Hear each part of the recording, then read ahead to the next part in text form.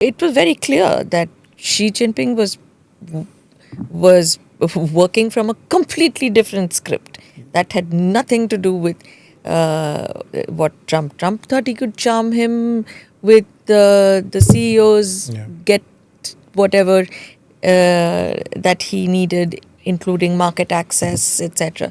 Xi Jinping said on my terms and nothing else.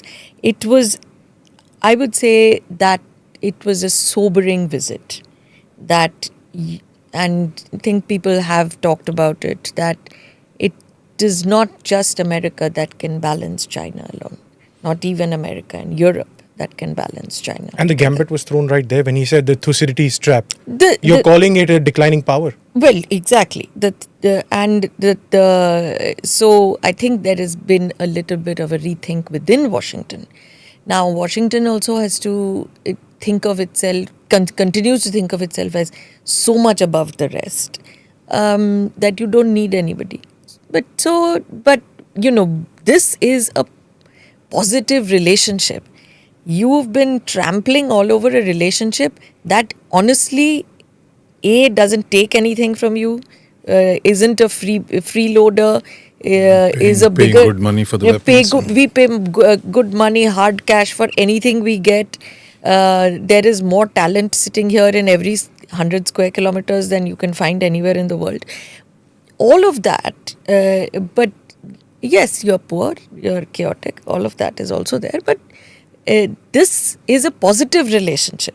大家好，我是小初，欢迎来到小初看世界。咱们平时看国际新闻，总觉得印度这几年在国际舞台上特别活跃，甚至自信心有些爆棚。但最近我在看一档印度本土的高端访谈节目时，却看到了截然不同的一幕。这群平时喜欢跟中国暗中较劲的印度精英，罕见地上演了一场极度清醒的内部反思局。他们不仅在镜头前彻底撕下了美印关系的遮羞布，看清了美国拉拢印度的真实目的，更对中国展现出的战略定力表达了深深的叹服。这中间到底有着怎样的大国博弈和认知落差？话不多说，接下来我们一起看正片。 If you're sitting in Washington, would you trust India?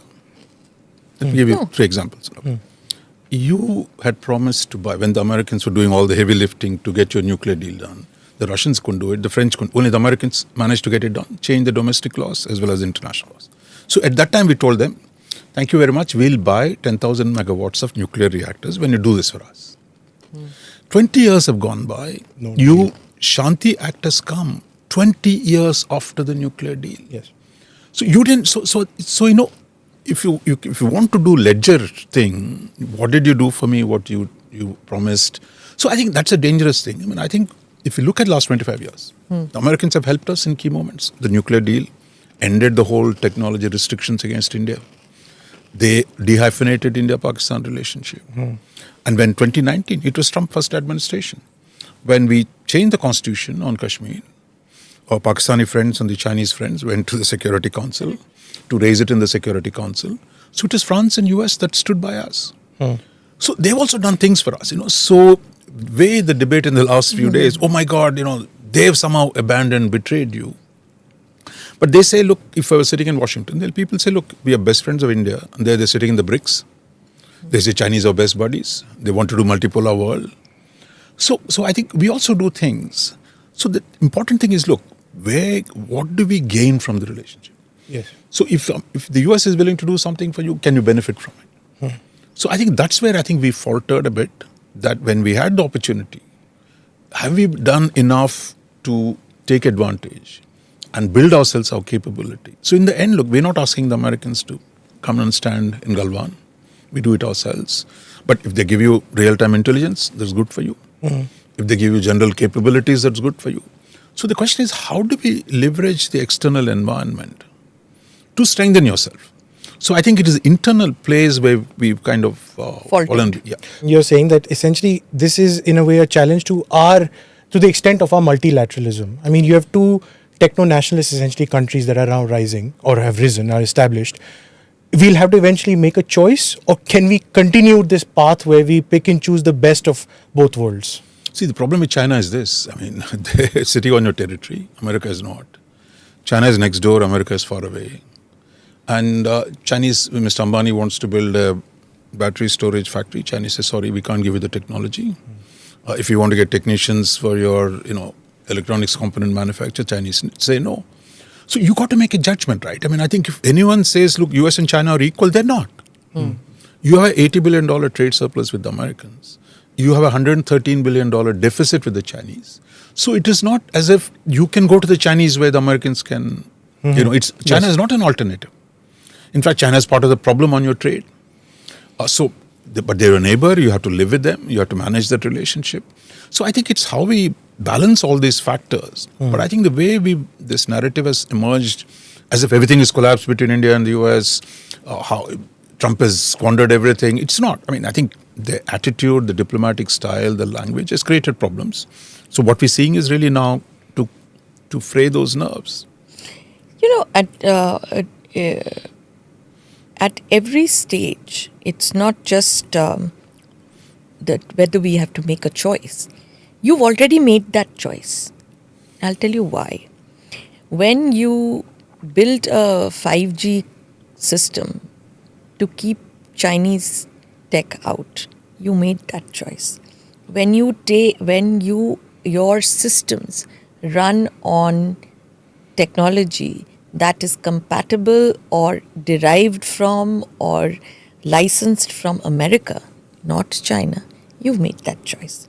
Because when you make a tech choice in today's world, you make an economic choice. When you make an economic choice, you make a political choice. And so that choice was made a long time ago. Every Indian, Jairam Ramesh used to say this a long time ago, but every Indian believes he or she is an American. Or a Punjabi. Same thing. But yes, so and what I'm saying is that choice has been made. And as Raj said, your challenge with China is so deep and so existential. You need a cleaner relationship with America. Indrani, that's a choice that India is making. What about Washington? A lot of commentary coming out from the West is that Washington has bypassed New Delhi and is working with Beijing and Pakistan for its objectives in Asia. So, what are its and objectives? Asia bole to West Asia to East Asia. So, okay. So now you can unpack that. What are its objectives? If you look at the Gulf area, one is, and the issue being the Iran, the conflict there. In the last 1 year, Asim Munir has done his bit to sort of, if any of you had seen My Fair Lady, there was the Hungarian who at the Writes wall, backwards. The Hungarian across the floor. So, Pygmalion you're talking about, no, not My Fair Lady. My Fair Lady. Okay. There was the Hungarian where it says he, oozing charm from every pore, he moved across the floor Okay. to On the dance floor. on the dance floor. You can put Asim Munir there. He did exactly that. And fair. Trump loves that. Trump says, I don't care if you're a bad person. If you are nice to me, I really like you. Munir was really nice to him and gave him two. If he could dictate the Nobel Prize, he would have given The him citation, two. yeah, absolutely. He would have given two. So, yes, what is Pakistan useful for in the Iran context? Please remember that Pakistan has been representing Iranian interests in Washington since 1981. Yep. Pakistan is it wasn't part of the Gulf Arab countries that got hit. Of everybody else, they're a useful tool to be the mediator. Not like they were inventing the peace deal. They were just carrying messages. And so be it. We do not need to have national hyperventilation over that. It did not mean that a country like India should consider itself to be a bereft lover because Asim Munir is having lunch with President Trump. It is, we make ourselves into a smaller power by believing that. So, yes, they will use them. But let me also get back. You saw that the Pakistan-Saudi Arabia defense agreement has had a very negative impact on the rest of the Gulf, certainly with the UAE. The fault lines have deepened.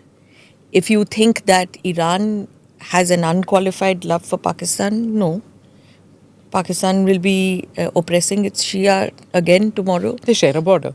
So, and there will be, it's a problem relationship. He used them to do something, which is fine. Now look at the other parts of Asia. Does he use Beijing to deal with Japan? No. Does he use Beijing to deal with Korea? No. Or Russia or anybody. Or India, for instance. What does he use Beijing for? He uses Beijing to say, please give me your critical minerals, please send me your rare earth magnets, and please buy my chips and other products. So that's the relation. It's not like he's saying, you know what, I don't like these Indians, let me be friends with the Pakistanis instead. No, everybody is looking at the two different countries. I guess the wariness comes from, ma'am, because apart from all of that, you also hear stories about the F-16 packages given, modernization. What is an F-16 package? And the Chinese are getting much more from the Pakistanis are getting much more from the Chinese. You just saw it. Yes, the you Hangor saw class it submarine, in Op Sindoor. It was two fronts became one for India. But that's the assumption, right? The Chinese-Pakistan axis was always there. But when you hear a Biden security official talking about Pakistan's long-range missiles, a direct threat to America, now America under Trump says something else. And that is our insecurity, because we are not looking beyond the headline. The Chinese, Pakistan, Iran, how is it that Iran is finding every minute American base? Because they are on the Chinese Baidu satellite system. Yeah. They are getting... You're not thinking that is a problem? That is a bigger problem. The Americans are losing sleep over that. We should be losing sleep over it. Pakistan gets onto this satellite system. Your NAVIC system is not up yet. You need to worry about that. You don't need to worry about one official saying F-16 modernization. Yeah, the spoofing happened during Marco Rubio's visit. Yes. There was spoofing which happened over Delhi. Exactly. So we have a problem with ourselves. A national problem. So I think what she's saying, look, which is your bigger threat? Is it China's relationship with Pakistan or US relationship with Pakistan? Both? Right. No, it's a Chinese relationship. It's not, as I said, they become a single force now. They are producing ships in Karachi, wherever. They're giving them real-time intelligence.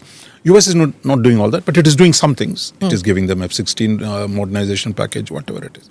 So you can't take a position, look, nobody should do anything with Pakistan. It's not going to, So given the situation we are in, what is the best way out? How do we manage it? I mean, I would say two things. Compared to the previous relationships between, say, Ayub Khan and US, Ziaul Haq and US, what is a great man? Pervez Musharraf and the US. Compared to that, Pakistan is not in the same position. Yeah. In fact, remember, when our relationship with the US improved, Pervez Musharraf was the darling of the world. He was being serenaded everywhere, frontline state against terrorism. But yet we improved relationship because of the convergent interests that came.